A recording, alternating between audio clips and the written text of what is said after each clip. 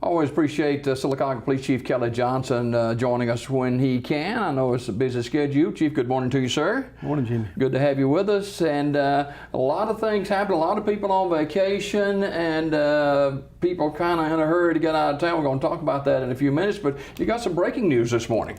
Yes, sir. Over the weekend, we had a guy that we'd been looking for just a little while arrested on a grand jury indictment. Owen Wallace was arrested for manslaughter in the Nicole Kizer case. Casey's death was last July and out at Fleetwood Meadow. So we've made an arrest on that case, and this is the first opportunity to get it out. So we'll be putting out a press release a little later to everybody else. Sounds good. Also, I know you can't get into it in depth a whole lot, but attempted robbery here in Sylacauga, a local bank, Coosa Pines Federal Credit Union in Sylacauga, and that was a buzz. Unfortunately, no one was hurt in that, but it could have been a lot worse. It could have been a lot worse, and it's not an attempted robbery. It was actually a robbery. Okay. So we had a guy enter the Sylacauga branch of Coosa Pines and discharged a firearm while he was in there, robbed a member of the bank and also a teller. So he didn't get a lot of cash, or didn't get a lot of money, but they did actually rob him. We've charged this person, Damion Nix, of Sylacauga here, for robbery, first degree. He has 2 counts, and he's sitting in jail on a $120,000 bond. There's a lot of difference between an attempted robbery and actual robbery, too. That's right. That's right. He actually robbed. He didn't get bank money, but he did get money from the bank, being a member's money. Is that someone that you guys knew about already? I didn't know him. He is in the system. He's a parolee for robbery first as well. So that's what happened when the robbery came out. You know, we had people in the area, and were able to contain him in a location where a witness saw him go into the woods.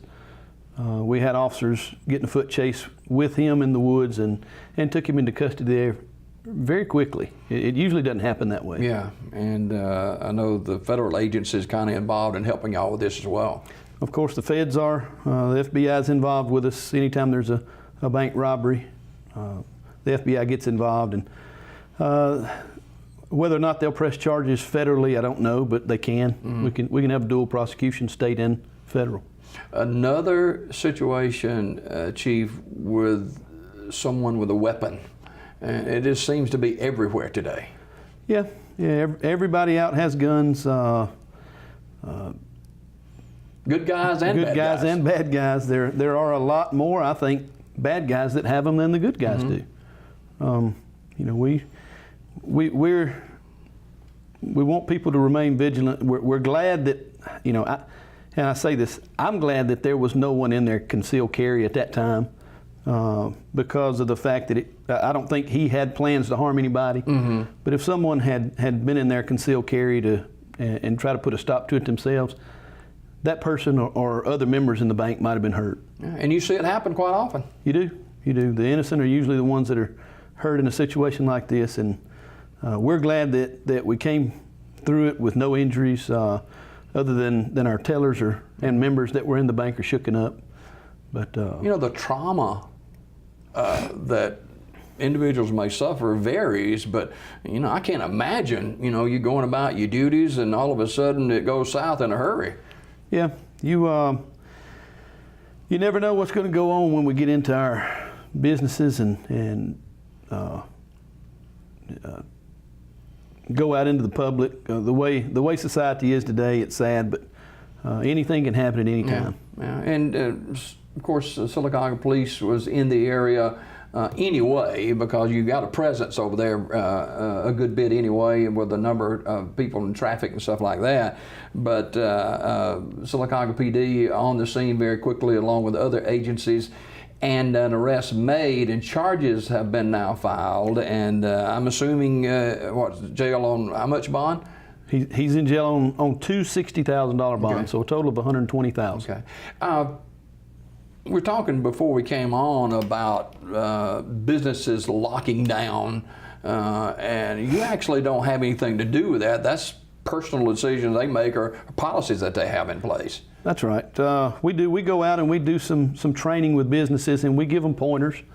And some of the larger businesses, like Walmart, it locked down that day. When Walmart locked down, it's because their policy is in place, and they follow their policy. There, obviously, he didn't go that way. The robber didn't go that way, but who knows? It's better to be safe than sorry. Yeah. Do you know how long it was, Chief, from the time you get the call to the time you're on scene? A matter of maybe a minute. Wow.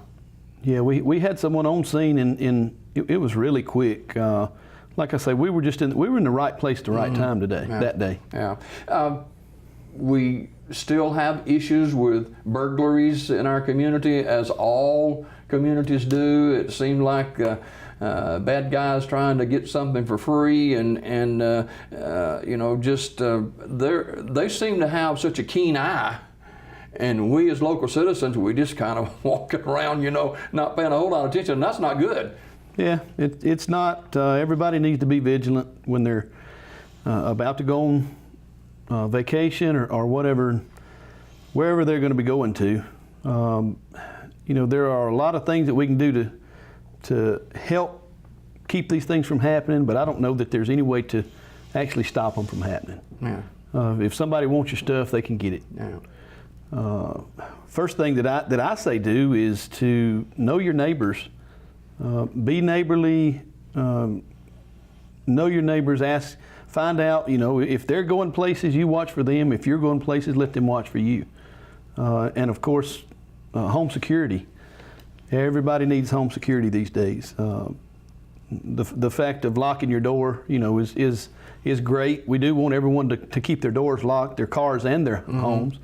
But a security system is an added feature and an added protection level. So, and a lot of times with the way it is now, not just an audible alarm, but video. The video technology is so great today that we've solved many cases with pictures of people that are stealing or breaking into places. Wow. The videos help out greatly.